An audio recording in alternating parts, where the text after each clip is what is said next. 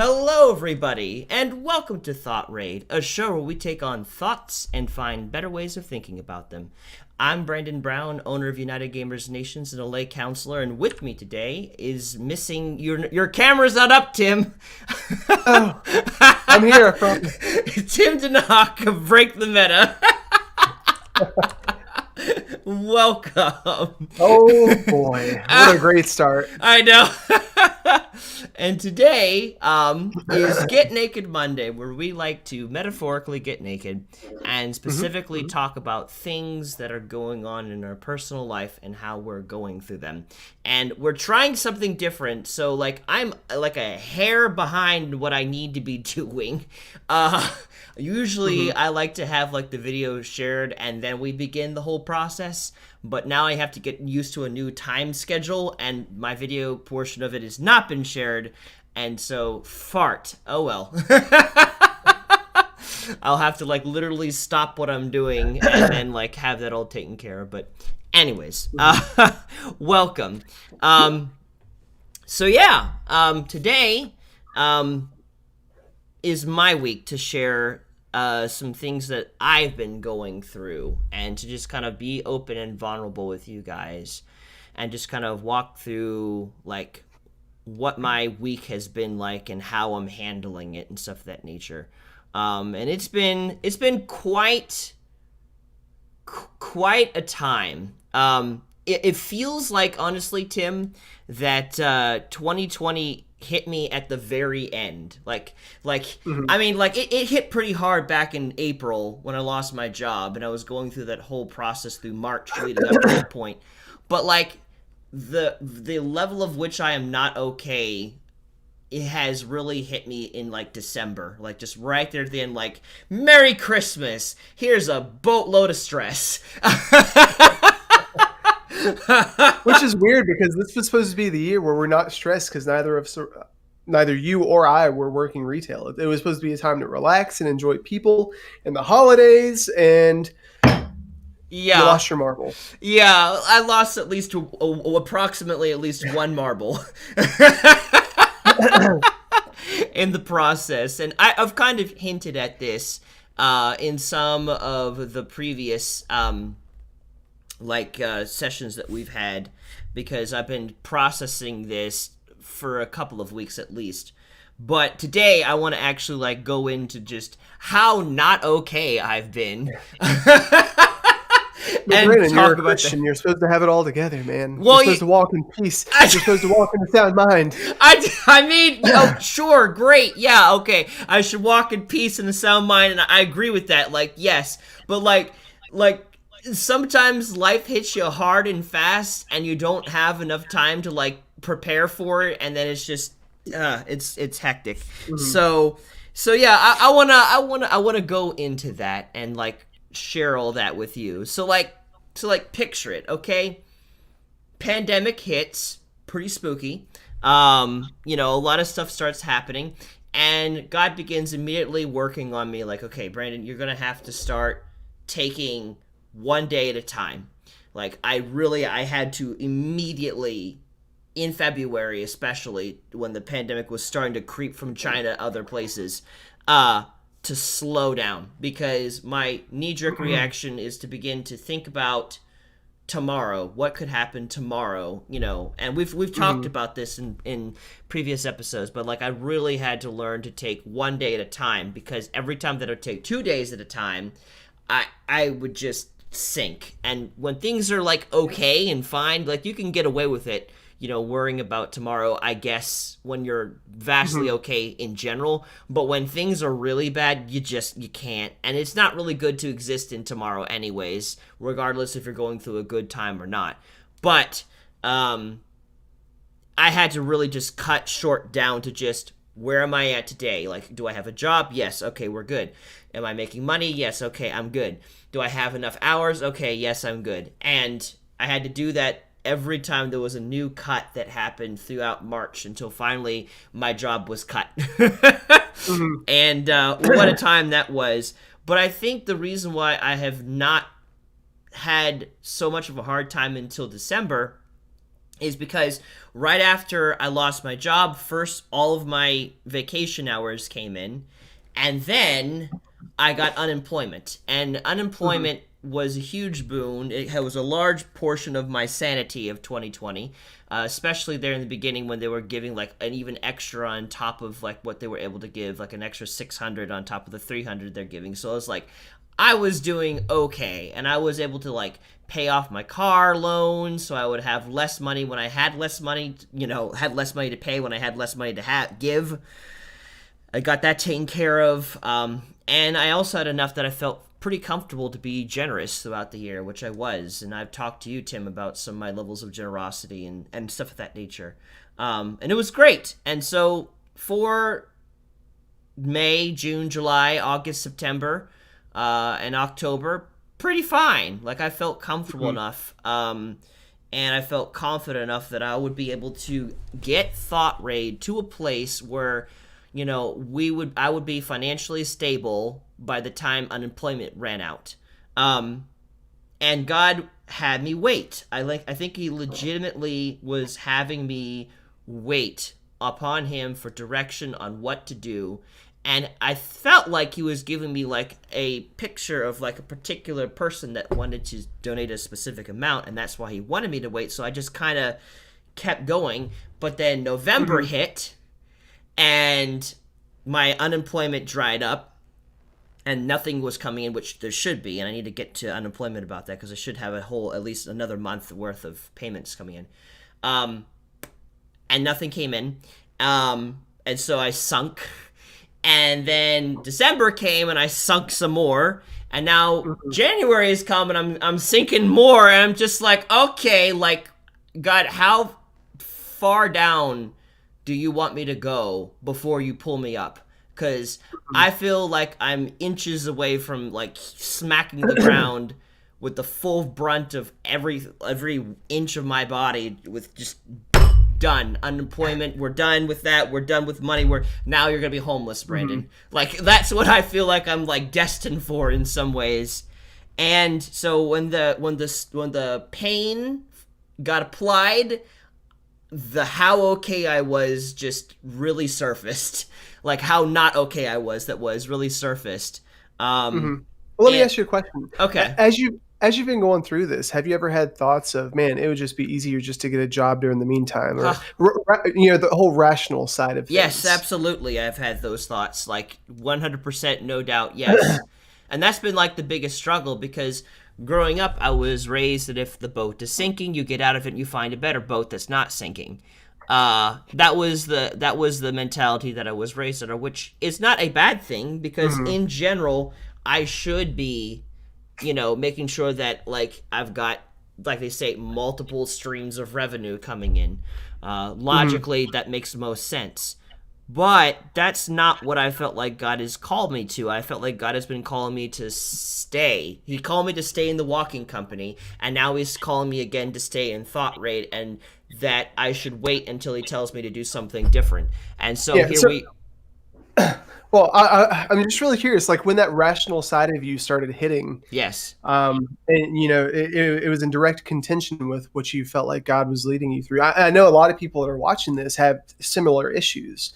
I mean, different people have issues from, working through gluttony or working through addictions that they have, and what God tells them is different from what the flesh wants. Like, how'd you reconcile that? Like, how'd you walk through that? How do I know the difference between my desires and God's desires? No, no, no. Like, when you knew what God was telling you to do, but you knew this is what has worked and what works in the world. Like, what was that process like in the moment when your mind was like at war with itself? Well, I mean, I've already had a long pre-established, like I've been working for years in my trust in God and read many scripture verses about times where God would tell someone to do something and they Hmm. wouldn't, and then they suffered for it or they missed out on a very good opportunity because of that. Not to say that God was punishing them, but to say that like here was God's provision, and then they just went whoop right outside of that, and then they reaped the reward for living outside of God's provision, and it wasn't great. And so having all of that established foundation like, and since I've been working on making God first in my life, you know, it's been a no-brainer to just stick with what God's told me. Because I mean, like, for instance, like back in 2013, when God was showing me that I could use video games as a ministry, like, that was a very fundamental building moment for me, because it was at that moment I realized that God cared about what I enjoy doing and knows how to take what I enjoy doing and turn it into a what is it called, into a ministry. Like, I didn't think that was possible. So when God revealed that to me, it helped me trust him. Like, okay, so that means that God's desire for me truly is good, more than I thought it was. And so if the God then calls me to do something else, if God can call me to do ministry of video games, then that means God's got even greater things in store as well. So I can trust him that, like, I don't have to worry about him, you know, like, calling me to something that is outside of my capabilities and that I'm absolutely dead in. Like, I can trust that he's got bigger things. I may temporarily go through difficult things to get there, but there's something really exciting on the other end. I don't have to worry about God calling me to, for instance, Africa to live in a tribe, you know, and something that's way outside of, like, what, like, not that I'm not against that. I think it's great for people that, you know, that go over there and do ministry, but I just know that God knows my strengths and what I do best in, and so I built a trust in me, in him, regarding that. So when flash forward to now, and he tells me, you know, I want you to, oh, thank you, I appreciate that. I want you to, you know, focus on Thought Raid and not find another job. I'm like, okay, that means something big is probably in store, bigger than what I can get out of trying to do all these multiple things. Because God also knows I'm not a multitasker. I'm not good at multitasking. I do one thing really well at a time. and especially right now when I've got a lot of, like, pain, like, I do one thing really good at a time. That's it. And so, like, that's kind of how I stay doing this, even when logic says I should have another job, I should have multiple sources of income. It's like, if God has not told me to do something else, that means every provision that I need is going to be where I'm obedient. And as long as I remain where I'm obedient, it'll come. And so that's what I kind of hold on to, regardless of what rationality tells me, because God sees more than I see and knows what I'm capable of more than I know what I'm capable of, and so I can trust him. Does that make sense? Yeah, absolutely. And something that I think is fascinating is that God was just telling you, hey, you know, the desires and the things that I put in here, and the, you know, the things you enjoy doing, I want you to use that for ministry. I want you to use that to show love to people, and you know, just use the gifts I've given you. How do you reconcile? Because, you know, everybody's got that fleshly streak in them, to kind of want to do whatever they want to do. You know, when you're doing something so close in line with what you want to do in ministry, how do you reconcile, like, when it's time to quit, when it's time to persist? How do you reconcile whether or not you are just making light of something that's really convenient? That's, oh God, Tim, that's something I'm learning still now. Like, I don't really know the depths of when here's the exact time, here's not the exact time, to be honest. Like, I have an idea. So, like, from the last time we talked about how when I just had UGN before Thought Raid was a thing, where in 2018 I was pushing and I was striving and I was really trying to make Thought Raid, or not Thought Raid, not the walking company, UGN, United Gamers Nations, to get to a place where I could be financially taken care of through it, to build it into a ministry bigger than it currently was, blah, blah, blah.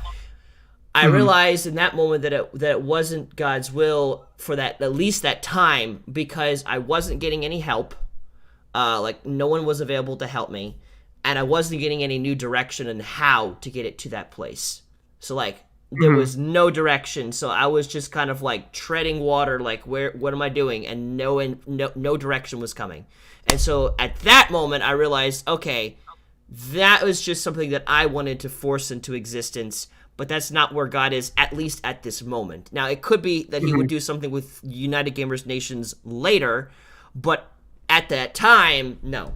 Mhm. And then when it came to sticking in the walking company for the time that I did, rather than finding another job when I could see that eventually the doors would shut, that was, again, really tricky because I know that God's not in anxiety or fear, but Mhm. every time that I would try to find another job, and I did, I applied to mattress firm, I applied to jewelry stores, did a couple different things. I would either the job that I was applying for would just not feel right. Like with mattress firm, they wanted me to Mhm. eventually operate my own store alone for like 10 hours for the entire shift with no help. Like that, what the heck? Mhm. Like that's not worth it. No, thank you. I like to have a break so I can sit down and eat without having to worry about a customer walking in while I have a sandwich in my mouth. Like Mhm. that's just not cool. And they would have to like move me to like someplace far away from where I was living, and like it's just no. And then or like with the jewelry stores that I was applying to, like I would just never hear back from them. I would keep, Mhm. coming back up, nothing was happening, and then I just wouldn't feel right. I wouldn't feel good about it. It would feel similar to anxiety, so that's why I kept pushing through it. But at the same time, it just was like, I really feel like it's just better if I stay in the walking company. So I did. Mhm. And, because of that, I was able to receive unemployment for as long as I have. And it probably also gave me the strength necessary to keep pushing with Thought Raid, which is even more risky than staying in the walking company. Um, Mhm. so there's that. And then when it comes to now Thought Raid, like the only basis that I have right now is that God hasn't told me yet. And I've come to trust that if he tells me to do something, I'm not going to miss it because Mhm. one of two things typically happen. Either multiple someones will start telling me the same thing, or God will keep telling me the same thing and multiple someones will start telling me the same thing. It's funny because when people get in that situation, because there's always that area where you're responsible to do something, you have to be accountable to what you do, and uh, you have some Christians that think, oh, God's just going to do everything for me, you know, and then you have other Christians that think, well, it's all God's only going to support me if I do everything myself, and God's only going to do miracles. But it's like once you go through the motions and you get to that last 10% of fuel that you have, that's when God starts doing stuff. And sometimes, kind of like when Abraham took his son up to the mountain, and God told him, "Hey, I want you to sacrifice your kid." It wasn't until the very last second God was like, "No, no, no, no. I Yeah. got you. Yeah. Relax. Don't do that." I was just But testing you. yeah, but earlier you were talking about I forget exactly what it was that you said, but you were saying something along the lines of just doing, working, and you felt the analogy that I saw in my head, or the picture, was like you were treading water and you were just barely keeping your head above. I think it was like finances early on or something like that. And it's like I see a lot of people that do that. When they get in that mode, they think that they have to work even harder. It's kind of like quicksand. You're sinking. You think you should try even harder, but you sink faster. Mm, You know, yeah. and it's weird. I was one of my affirmations is gosh, where is it at? Something about grace. Oh my gosh, I got him right here. I can't read it properly. Basically, God, you can't run out of God's grace. Mm, You can't out earn it. But we think that once we get to the end of the line, we think, oh well, I have to do even more because I have to make up for where God falls short. And then you're just like you're trying to make up today for the stuff that you missed out on yesterday, and you can't be present. And it's like, oh, I have this shortcoming, or I have this insecurity or inconsistency in my life. I have to do all of this stuff, and it's like you can't receive grace when you operate in that arena, yeah. and because grace is a present thing, and you can't have a good perspective on tomorrow or even right now if you're so focused on what you did or did not do, or what yesterday was like and how it influences today. It's like you know Yeah, it's tricky though because like there is a point to working on yourself and growing and Hmm. just building yourself back past your what's the word, like shortcomings, stuff like that.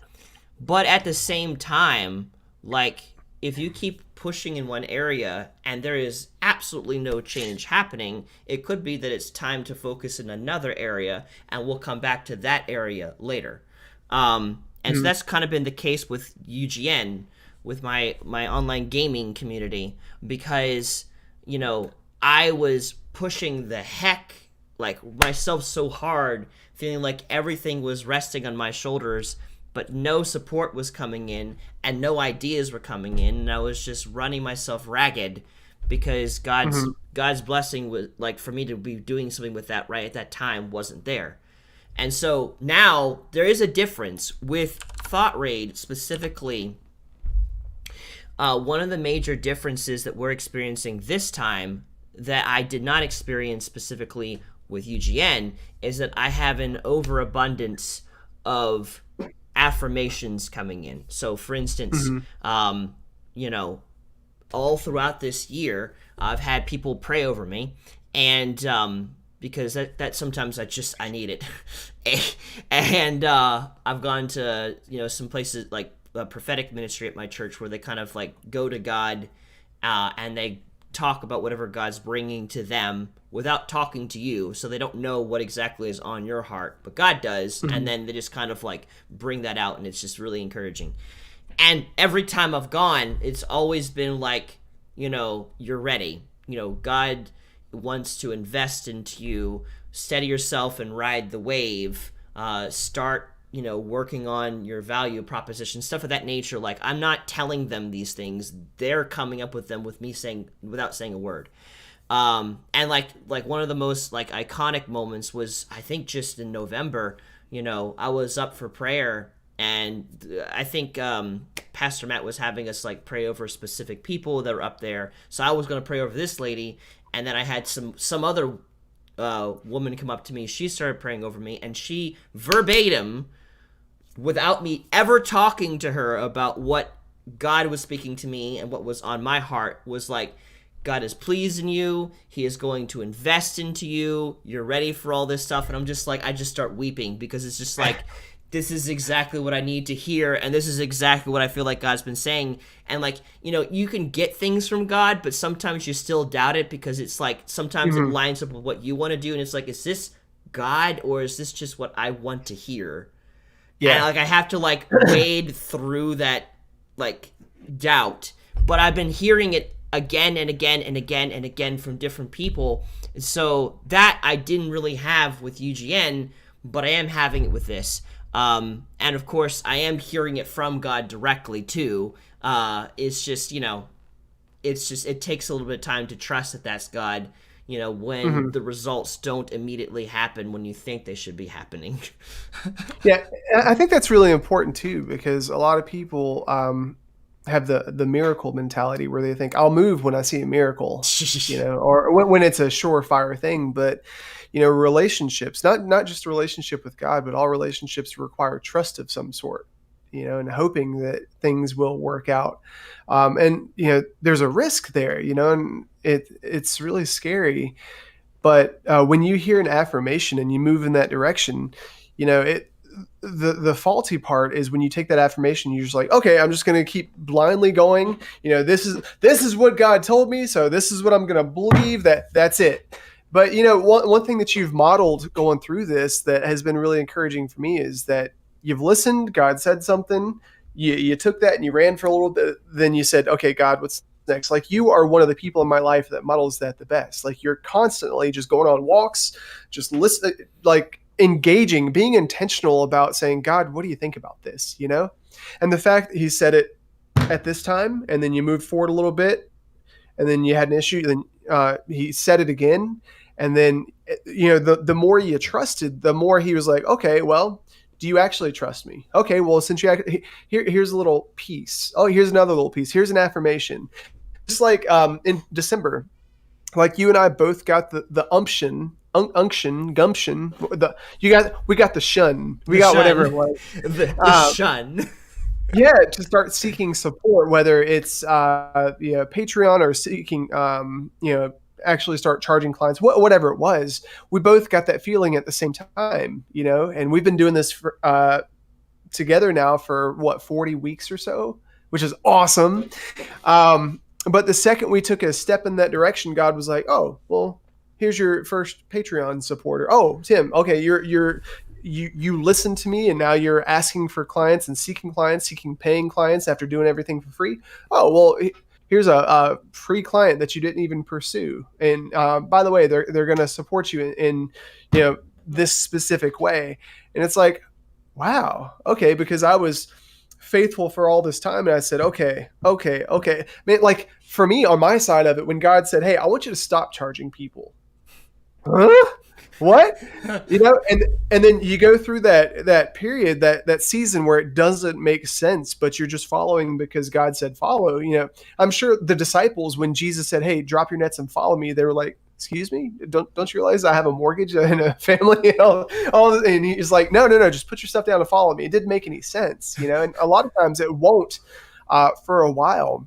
Yeah. But that's what's so cool about your situation, Brandon. Time and time again, it hasn't made sense, but you've pursued God and you said, "Hey God, what do you think about this? Hey God, what do you think about this? Hey God, here's how I feel. What do you think about this?" Yeah. And every single freaking time you've done that, God has spoken. And it's been consistent. And the other thing is, we've been doing this together, and for those of you that are trying to pursue God in a certain manner, I would highly recommend don't do it alone. Find some kind of partner or some kind of accountability or friend or something that you can bounce things off of. Because like you were saying earlier, Brandon, it's really easy to get stuck in your head thinking, "Oh, well, this thing that I'm doing, this is God. It's definitely God," when it's actually just something I want to do.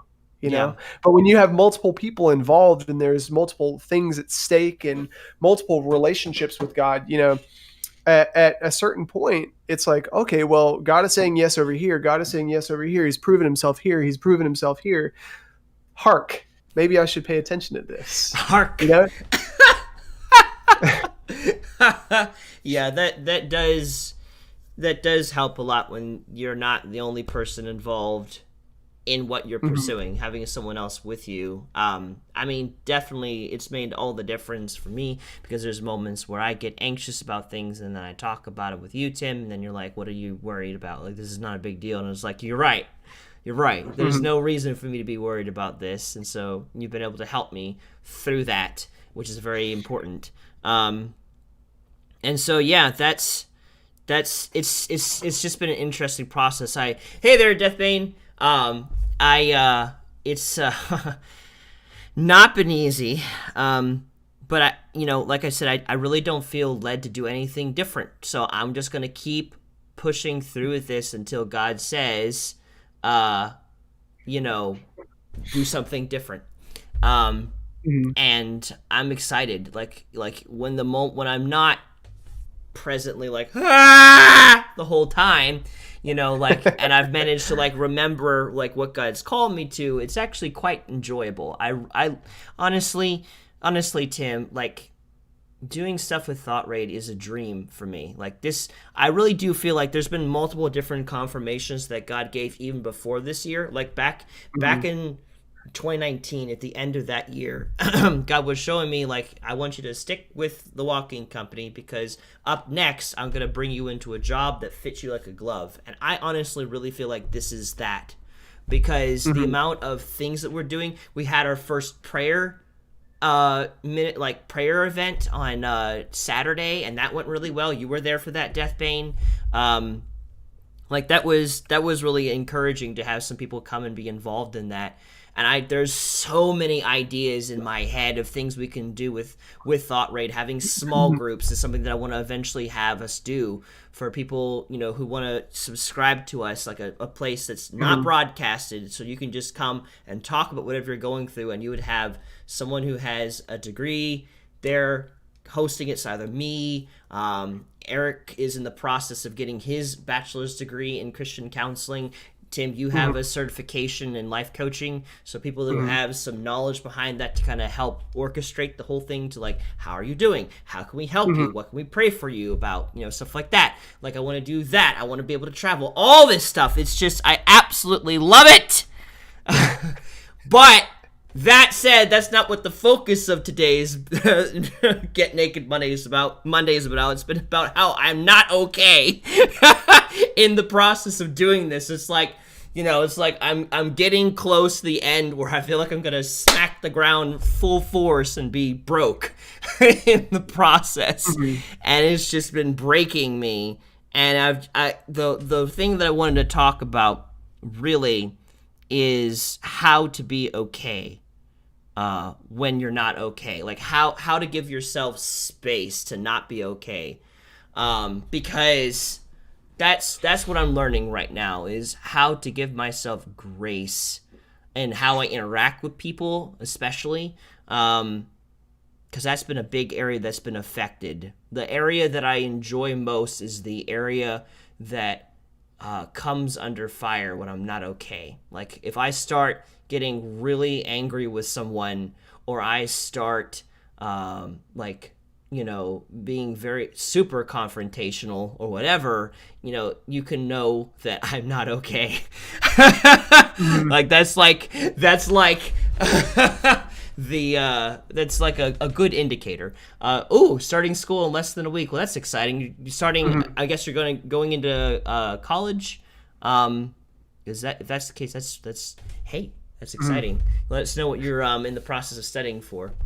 You know, Brennan, you talking about that makes me think, like, what am I like when I'm not okay? Because, you know, I'm pretty even most of the time. But, you know, we all have friends, we all have relatives, and just people we come in contact with that, you know, are not okay sometimes. And it's like, what's wrong with you? You know, why are you not acting normal? Like, it's weird because we all have different strengths and weaknesses. Like, I think when I'm not okay, I get really short-tempered. But I also start questioning myself, because normally I'm like, okay, well, God said this, and I believe this about me, and I know, okay, well, one of my affirmations, it's not me, but Christ in me. And if that's true, then if I'm listening to God, everything that comes out of me, you know, it's what comes out of a man that defiles him. And if Jesus is coming out, then I'm okay, you know? But the second I start believing I'm not okay and my situation's bigger than God is, it's like, ooh, let me start questioning my motives. Let me start questioning, like, me, you know? Yeah. When I'm not okay, there's a lot of anxiety involved. The anxiety, it ramps up to a place, at least this year, where I feel like I've been, like, needy on people more than I typically am. But I think that also comes from a place of, like, just not having as many interactions with people as I would like, or as many people. Like, one of the things going into this pandemic that immediately shifted, and it wasn't even because of the pandemic. Like, okay, Dan got married, which is awesome, and I was there for his wedding, and it was great, and I enjoyed it. You know, you've been married for a while, and so, you know, with you, like, you know, you've got a lot going on. So the most I'm able to kind of interact with you is usually as we're getting ready for Thought Raid and stuff of that nature, because you have other things going on. Well, that left one other person, and left Eric. And so it's just like, all of a sudden, yeah, just everything went right into Eric. It's just like all of my time, because he's fantastic. Like, he's given me a lot of time, which it would really help me make it through a lot of this pandemic that we've been going through and not go insane. Like, the amount of times I've been able to talk to him about things, and went off and traveled different places and just had fun during the whole time. Definitely a big factor in my sanity last year. But then, as the financial pressure started coming in, neediness also started coming in. It was like, and we talked about this several thought rates ago, like sessions ago, and like at that point I didn't really quite understand exactly what I was feeling. A couple months later, I now understand what it was and what was happening, and what ended up happening was that I was just like all of a sudden, like, there was Eric, and it's like I can't stop thinking about how can I help Eric? When can I spend time with Eric again? Just all this obsessive thinking and just like, why? And I would get hard on myself and I start beating the crap out of myself because it's like in the past, my neediness pushed people away and my insecurity would push people away because they're like, ugh, I don't want to deal with that. Like, and I had a lot of it because I was an only child and I did really good with adults, not really good with people my own age. And so I didn't know how to interact with anybody unless they loved video games. And especially if there was a type of person who was really popular, I did not fit in with those type of people. Like, I don't know why or how. I don't know what it was about me that just did not work. But it didn't. In middle school, in high school, like, that's just how I grew up. And so now here I am, like, you know, I got into college and God started to surround me with a lot of good friends. And then Dan came in my life and you came into my life and eventually Eric came into my life and God started to establish this really good support group. And then 2020 happened and like, I thought I was doing really good when it came to security, social security, social security, being secure in social situations. But reality was not so much. And I didn't know it until financial screws were twisted in on me of like, oh my God, what am I going to do? And so with all that going on, I was not okay. And I was not being okay with myself either. And so I had to stop and continuously like work through this until I realized like the whole issue, the whole reason why I feel so needy and obsessive was because the fact that, one, I didn't have the same degree of support that I had prior to 2020, and two, I wasn't giving myself grace. And that's something I want to talk about. Like, one of the things I think a lot of people have a problem with is when they recognize that they're not okay, or before they recognize they're not okay, and you're being really hard on yourself about what you think you should be doing good at but are not presently being good at. Like, people get really hard on themselves, and then that makes a difficult situation practically impossible. And I feel like it's really important that when you're going through a stressful time to recognize, it's okay to recognize that you're in unusual times and that you're going to make unusual decisions and that this does not necessarily define you, but that you can rise above that and just give yourself grace to fail. And that's something that I was not doing this whole time.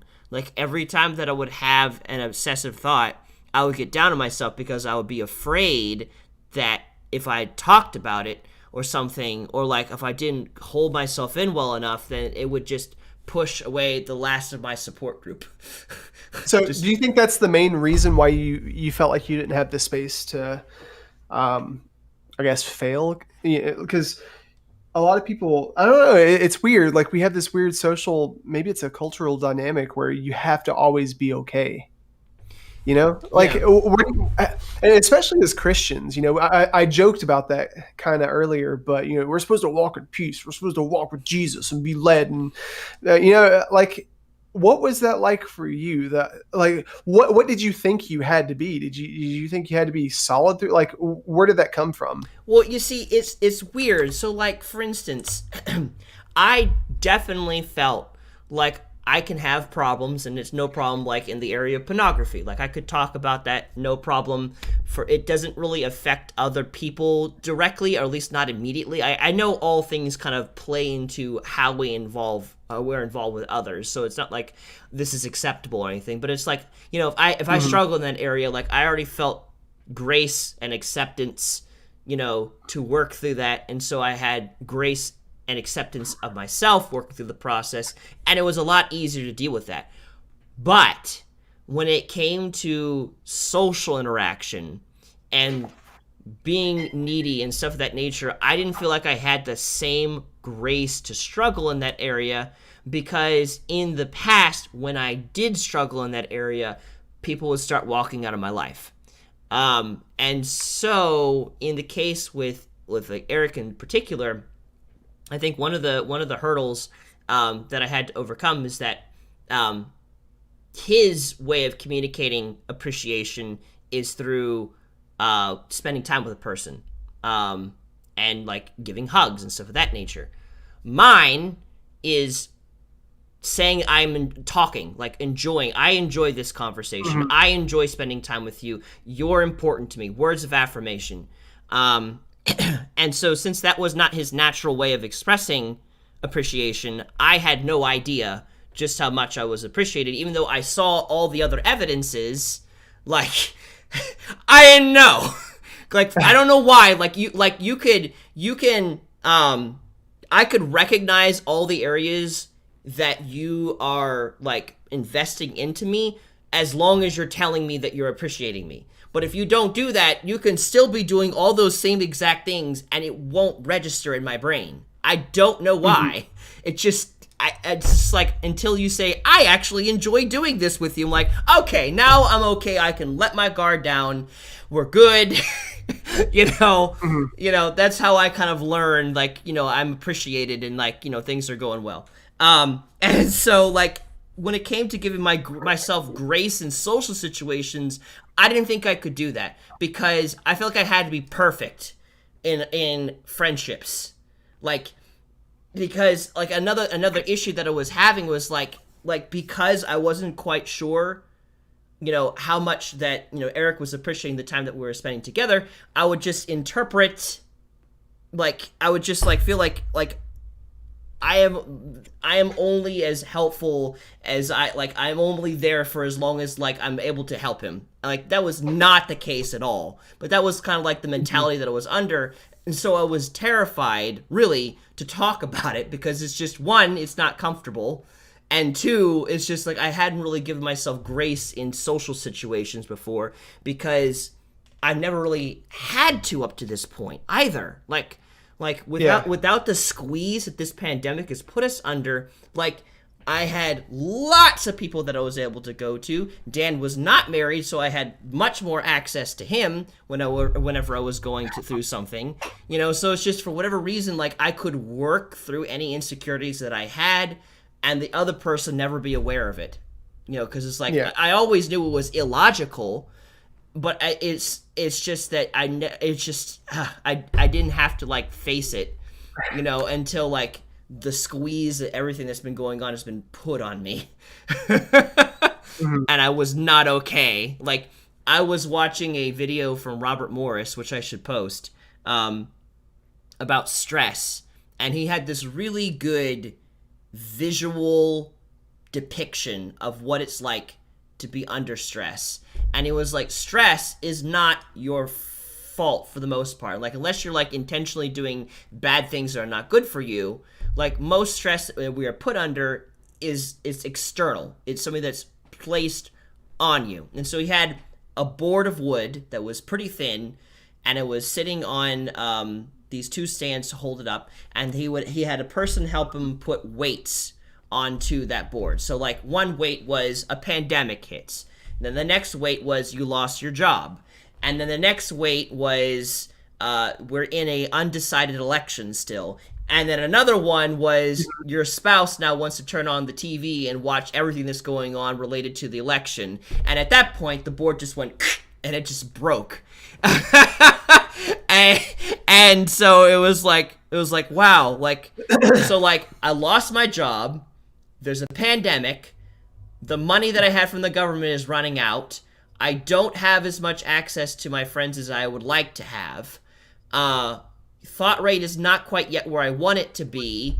And I'm still like in the process of figuring out like what does God want me to do next, and he hasn't told me anything different. And so like there's just all of these factors and I'm breaking underneath them. And he was like, he gave like solutions like, figure out things you can take off of yourself, soak the board because like, in the word and prayer that helps strengthen it. And like various other things too. But like, it was just that imagery really like hit home. I was like, yeah, wow. That's really good. Yeah. And that's when I realized I'm not okay. Yeah, Brandon, I think that's an amazing thing to point out, because I think a lot of people, especially, the whole toxic masculinity concept. I've never heard that phrase until this year. But there's just so much that weighs on men, especially. I can't speak for women because I'm not a woman, so I'm not a sexist. I'm just speaking because I'm a guy. Um, from the expectations that society puts on us and people, and we put on ourselves, and then all the random stuff that happens. It's like, I've got a friend who is, the father of a household. He's got a couple kids, he's got a wife, and then he lost his job, and then he felt like a failure because he lost his job. It's like, you couldn't really control that. So why are you quantifying your value as a man and as a husband and as whatever based on something that you can't handle? I feel like there's a lot of stuff like that. Like, you can't handle somebody in your family getting cancer. You can't handle, to some extent, getting fired or being let go. You can't handle getting in a car accident, but we take all these things on ourselves and we think, okay, well, I got to be responsible for this because it happened to me. Yeah.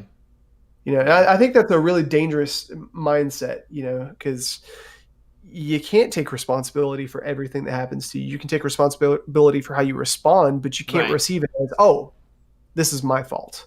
Yeah. Yeah. Your response is what you have absolute control over, but what happens to you, not always.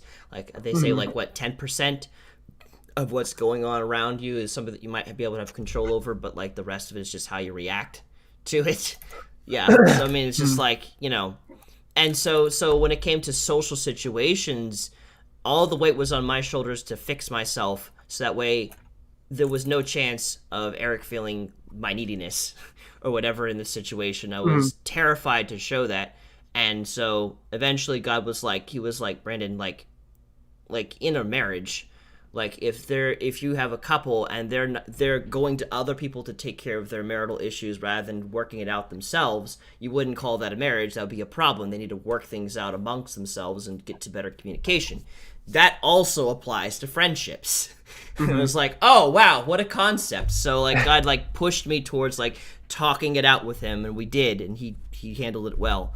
And that was encouraging and helpful for me in this process to getting to talking about it now like we are here. But like, yeah, it was just like, like, how help me. Like, I just was not giving myself grace. And it's great now that I have like a lot of the stress is gone. Like now, like I'm not the neediness and the obsessiveness is gone, because like it was compounded by the amount of stress that I put on myself, thinking that I had to take care of this so that Q would never be bothered by this. Like it's not like and also like to recognize that all of this thought is not normal. And that's okay, and it will pass. It's like, okay, now whenever I have that, it's like, okay, there's not something wrong with me. I'm just under stress, and I just need to work through this, and it'll pass. And it has. Now it's passed, and I'm doing a lot better now that I've given myself grace. It's just like, we need to recognize that sometimes we go through stressful situations, and to know that you are not... It's not saying that there's something wrong with you. Like when you make mistakes in these periods of times, and even if you make mistakes in general, like we've talked about, like what you do does not necessarily define you. Like it's your identity is outside of just your actions. It's inside of what God tells you who you are. It's something bigger and deeper than just I did this thing. Like I looked at pornography, therefore now I'm a porn addict. Like no, okay, like calm down. Like you're still free. This still doesn't define you.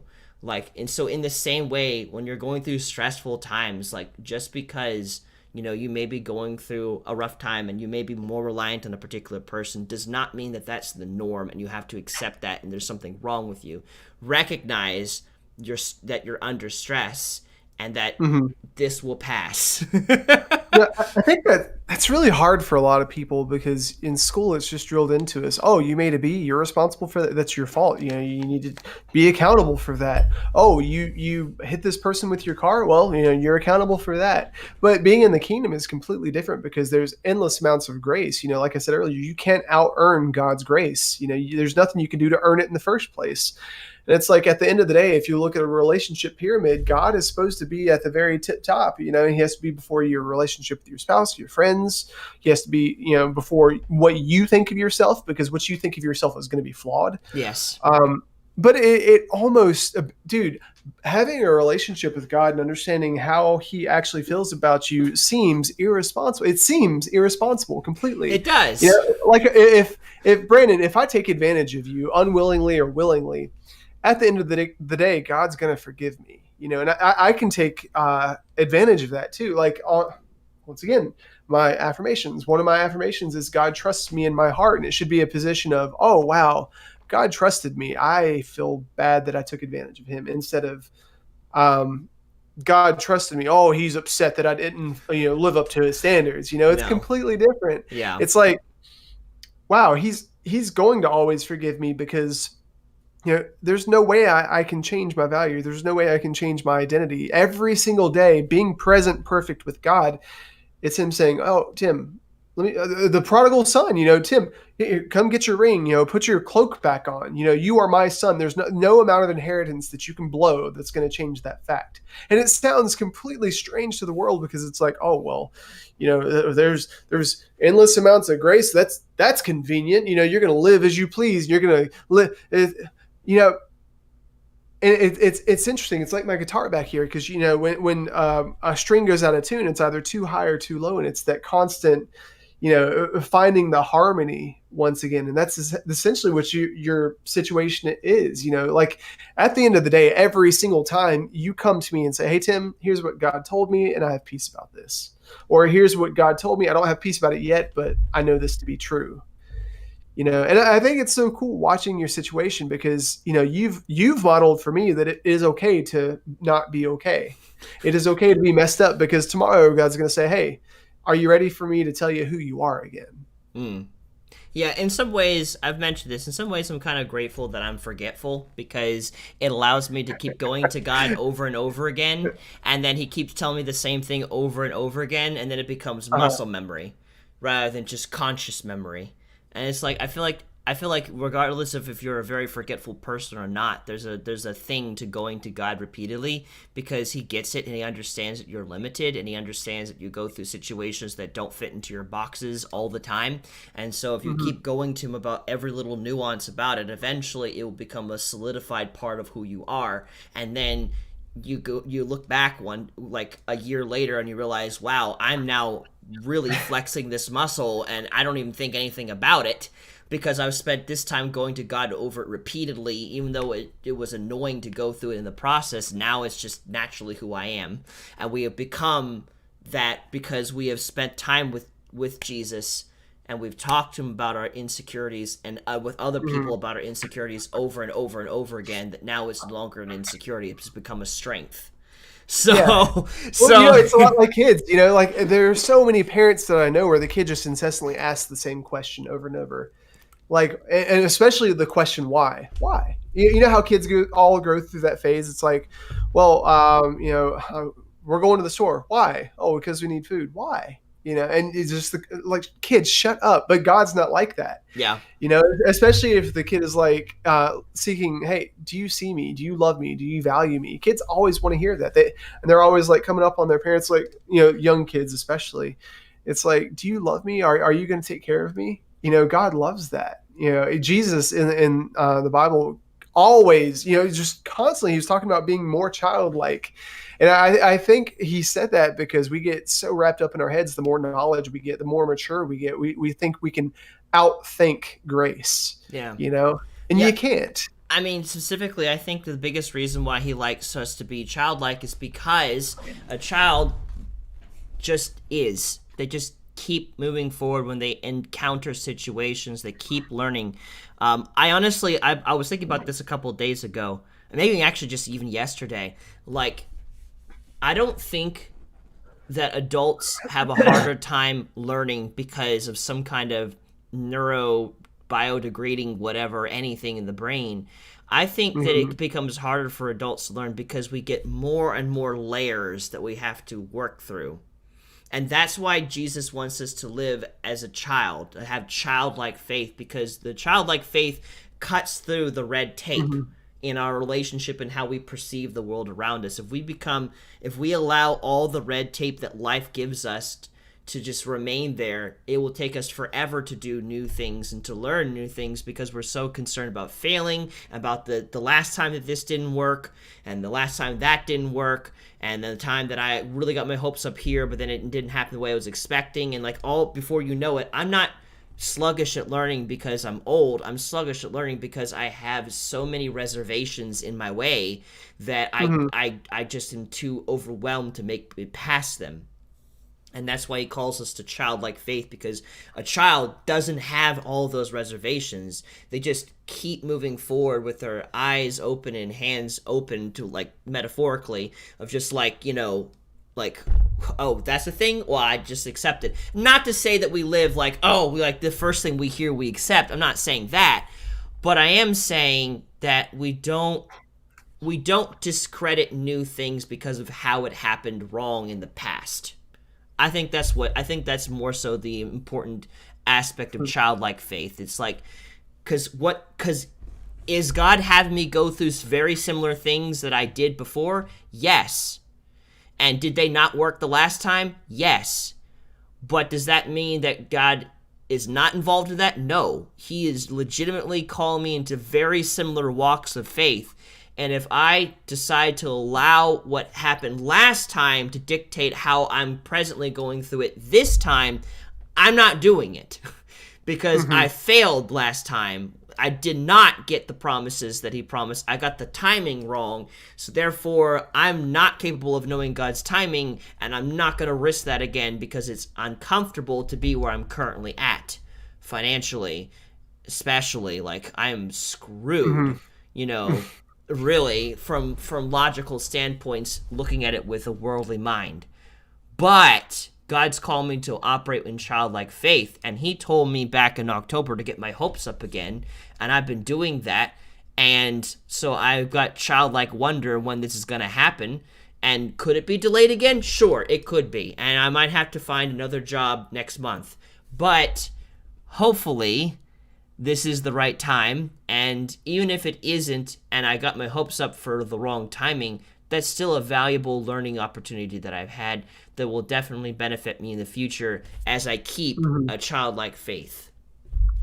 Hmm. So that's kind of where I am with that. But like thinking specifically on the whole aspect of allowing yourself to have grace and forgiving yourself in the times when you're under stress. Like, it's okay to not be okay, and it's okay to like when you don't have everything together. Like, that's you want to give yourself grace, because the reality is if you don't give yourself grace, like when I wasn't giving myself grace regarding like my interactions with people, I would make the situation so much bigger than it was. Hmm. It just magnified it, and then of course I would get stuck in the same loop of over obsessing, because like I can't be doing this, but I can't stop thinking about it, but I can't be doing this, and it's just Well, if you don't give yourself grace, you give yourself pressure, and when there's pressure, you don't work well. I'm just thinking about like kids are so magical, man. It's awesome. I wish I could go back to being 10 again. Because it's like I got reprimanded for something, and then I would go right back to what I was doing, and just the whole flow thing we talked about. What was it, Saturday? And adults, we just get it in our, like you were saying, we get in our heads too much, man. You just need to relax and let God, let go and let God. And it's so true. I know. If we just got rid of all the overthinking, and it's like, oh, okay, well, I got fired from my job. Okay, well, what's next? Oh, I said something really mean to my wife. Let me apologize. And what's next? Yeah. Or we think that there's some kind of qualifier on our ability to fix things. In reality, we can't fix things. We can just navigate things with humility, say I'm sorry, address it with conflict. And by the way, guys, if you hear the word conflict and you shriek, conflict is conflict. I said, Word. You say shriek. yeah, conflict is healthy, and conflict is how you build relationships. But, you can't approach things, especially your relationship with God or your relationship with yourself, with the negative view of conflict.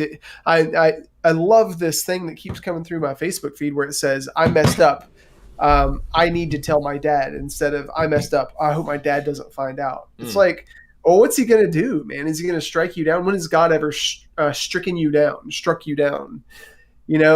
Every day you wake up because God said, hey, I'm going to give you another shot. I love you so much. Let's try again today. It's like, where did you get this weird concept that God's not going to give you grace? Where did you get this weird concept that you're not supposed to give yourself grace? Like, start thinking about, where does this come from? And you'll start realizing that you're taking on all the responsibilities of culture and all the responsibilities, like you were talking about earlier, Brandon, all the weights of things that you can't control. Yeah. Yeah. Yeah, and I really made sure also, like, this is something that I'm thinking about, so I want to put it out there.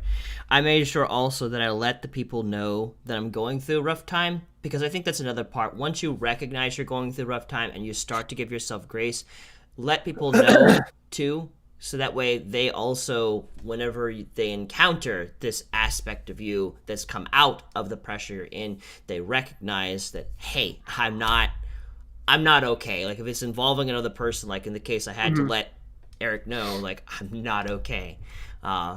Because I'm really good with giving other people grace, but giving myself grace is a lot harder. And so, like, when you've cultivated, honestly, if you've cultivated a garden of grace and mercy for others, you tend to get it back from others pretty easily well. And it's like, I need to fall back on that right now, because I'm just, like, not okay, but I'm getting better. And like, you don't want to stay there, of course. Like, you don't want to stay there. You want to keep working on yourself. Just recognize that as you're growing to get better, that you may make mistakes along the way, but that's okay, because the mistakes do not define you.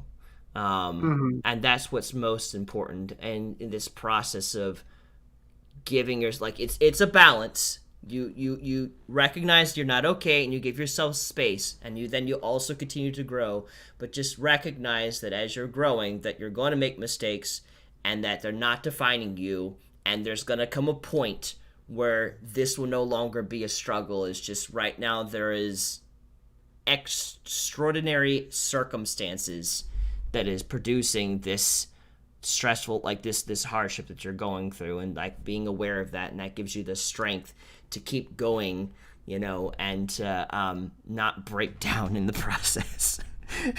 Does that make sense? Does that sound great? Makes okay, sense, cool. Because like usually sometimes I have like all this really connected, beautiful, just blah, there it is.